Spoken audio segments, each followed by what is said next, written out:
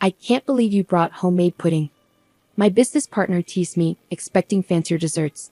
He tossed the pudding in the trash, leaving me speechless. Feeling angry and helpless, I went home. My wife seemed oddly cheerful, promising that the rude man would face consequences. The next day, something surprising happened when I went to meet the president. My name is Danny Klein, and I've been working in an office for 10 years now. Today, I'm feeling nervous because I have to bring a gift to a tough business partner named Walter Morris. He's picky about gifts, and if he doesn't like yours, he won't even talk to you properly. Sometimes he'll even make up excuses to send you away. But he's important for our business, so I have to deal with him. One day, my manager came to my desk and praised our company's great patented technology. I agreed, but also mentioned how they'd become arrogant because of it. We used to work together closely, but things have changed. My manager looked at me sympathetically. I chuckled bitterly and ran my hand through my hair. I've heard that the president and his wife are nice people, despite Walter being difficult. I hope things improve soon. Yeah. Things should get better soon. It's tough, but it's all part of the job. Thanks, I'll give it my best shot, I replied to my manager. But finding the right gift every time is such a hassle. If I get him the same thing again, he accuses me of being lazy, I complained.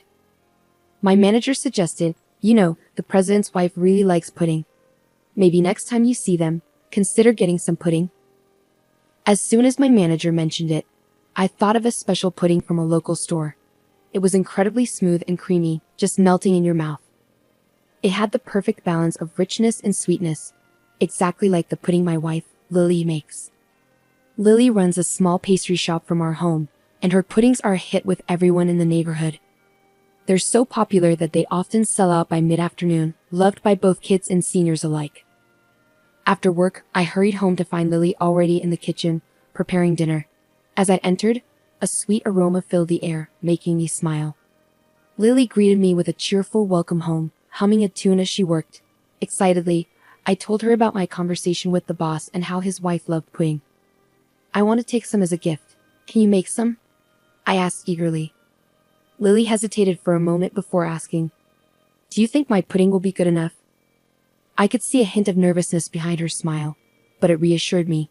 Even though Lily makes amazing puddings, making one as a gift for my business partner's wife was understandably stressful for her.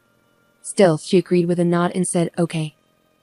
Once dinner was ready, Lily didn't even sit down to eat. Instead, she jumped straight into preparing the pudding for tomorrow, insisting she needed to get it done. Thank you, Lily. I'm sorry, I said, feeling grateful but guilty. It's no problem. I want more people to taste my pudding, Lily replied cheerfully, diving into the preparations. She moved back and forth between the kitchen and her shop, busy with the task. Seeing her determination, I couldn't just stand there watching. I decided to pitch in and help, following Lily's instructions closely. We ended up staying up later than usual, eagerly anticipating the reaction of the boss and his wife the next day. I fell asleep almost instantly. The next morning, I woke up to find Lily already awake, her head popping out from the shop, wearing a white apron. It's ready, she announced, holding a tray of neatly wrapped puddings in her hands. Thank you, Lily, I expressed my gratitude, not knowing how early she must have woken up to prepare everything. I thanked her repeatedly, feeling appreciative of her effort. Lily, looking a bit bashful, responded, It didn't take too long because you helped me. As I reminisced about the morning's activities, a smile crept onto my face. I carefully placed the puddings, wrapped in white paper bags with blue ribbons, on the passenger seat and let out a sigh. With renewed confidence, I started the company car. There shouldn't be any problem with Lily's pudding. It's sure to impress. That's what I believed, until I heard a voice that crushed my hopes. What's this? Just like always. I mentioned Walter's name to the receptionist with a smile, and she asked me to wait for a moment. Taking a seat in the entrance, I made sure the pudding in the bag was safe. As I waited, I noticed Walter approaching from the elevator, wearing a slight smile. When he glanced at what I was holding, he immediately questioned, What is this? With doubt in his voice. I couldn't help but flinch. Nevertheless, I replied calmly, It's just a small gift. It's pudding made by my wife, who runs a pastry shop. But before I could finish, Walter scoffed, Pudding, are you mocking me? Shouldn't you bring something fancier? His words were filled with disdain, and he looked at me as if he were mocking me. At first, I didn't understand, but as it sank in, I felt my fists clenching in anger.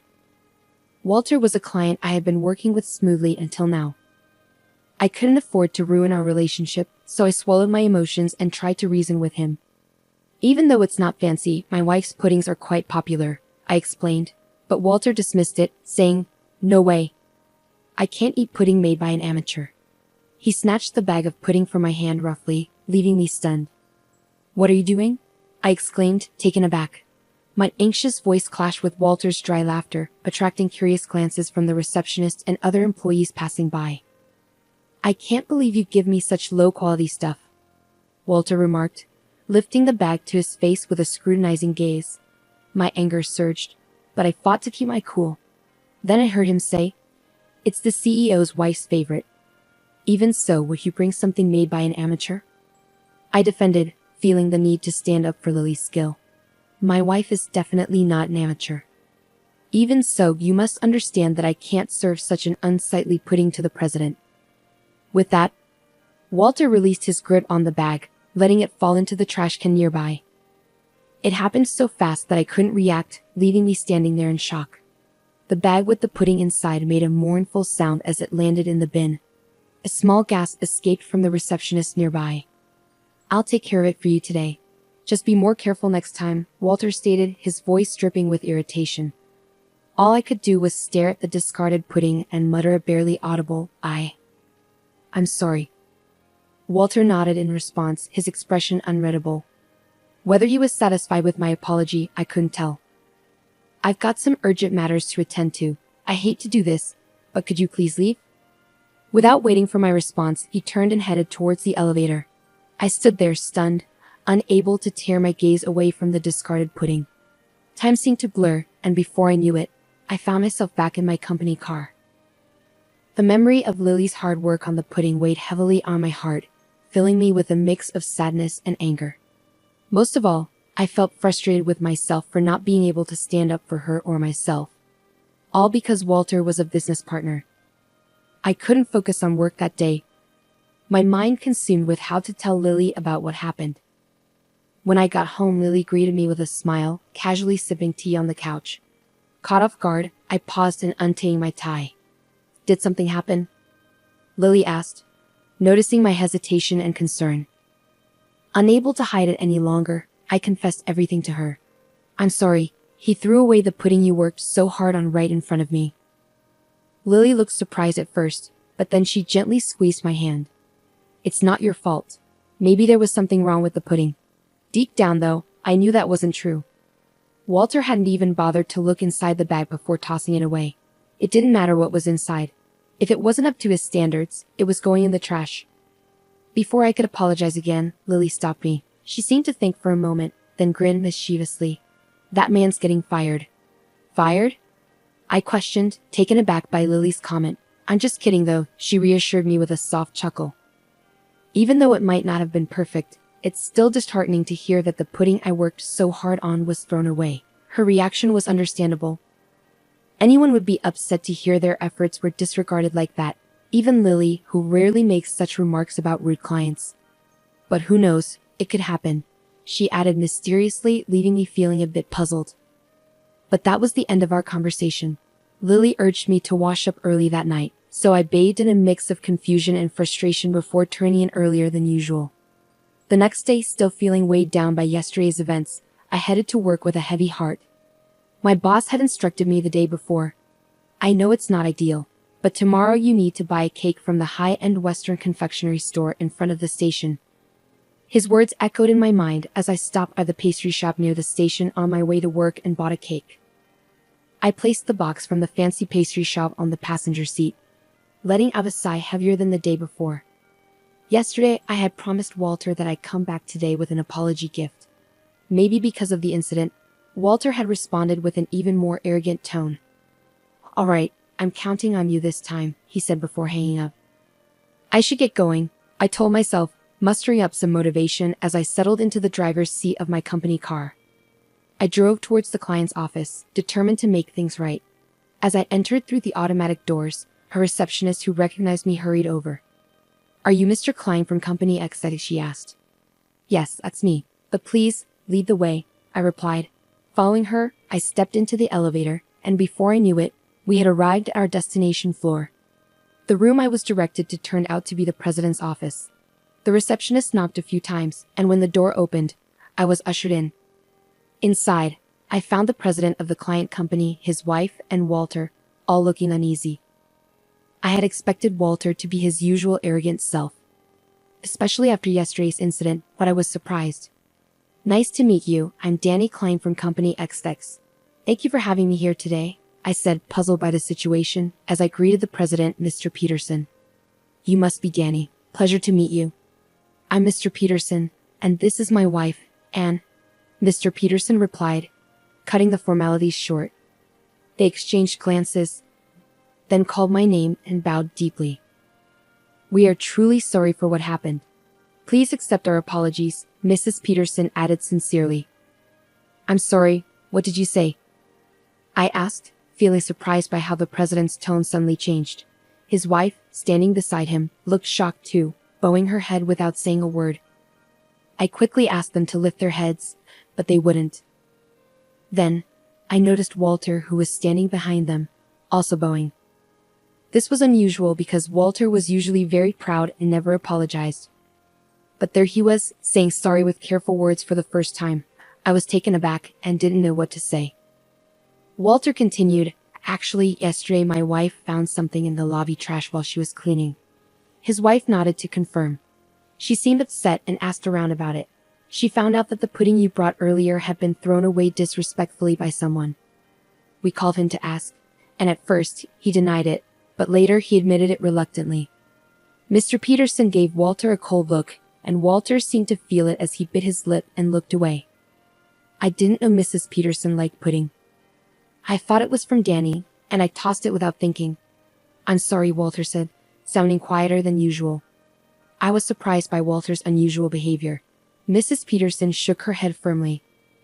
That's not why I'm upset, she said in an angry tone, breaking her silence.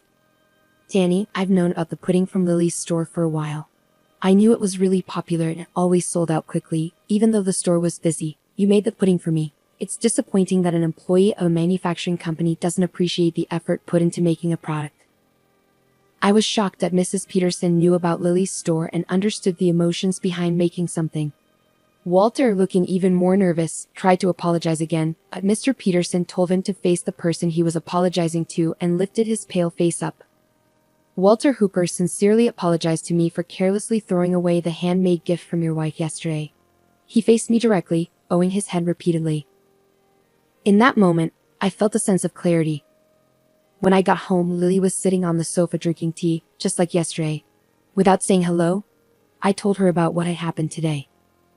Lily listened to me without interrupting until I finished. Then she smiled and said, I thought as much. Her calm demeanor suggested she had expected everything that happened. Lily got up and made a cup of tea for me from the kitchen. As she handed it to me, she began to speak. Actually, yesterday evening, a man in a suit came to buy our pudding, but we were all out. He mentioned that the wife of his company's CEO loves our pudding. Could it be the president's wife he meant? Probably Ann Peterson, Lily said with excitement, nodding happily. It's amazing to know there are people who appreciate the effort we put into our products. It motivates me to make even better things for them. Lily took a sip of her tea, still smiling. Seeing her so genuinely happy made me understand Mr. and Mrs. Peterson's words better, but it also made me feel guilty. Did I truly value the effort of producers like Lily while doing my job? I was angry at Walter's arrogance, but was it because I thought we were doing him a favor by selling our products? Maybe I was being carried away too. Like Lily, shouldn't I strive to connect the creator's thoughts with the consumers through my work? As I thought about all of this, Lily noticed something and gently placed her hand on my shoulder. Perhaps from now on, you'll consider both the creators and the users' perspectives. Lily's words made me feel a bit embarrassed, but more importantly, they gave me a new outlook on my job. After everything that happened, Walter's attitude changed a lot. He wasn't as arrogant as before and stopped demanding gifts. Now, we openly share our opinions and have a better relationship. Like Lily, I want to keep delivering the creator's ideas to users through my work.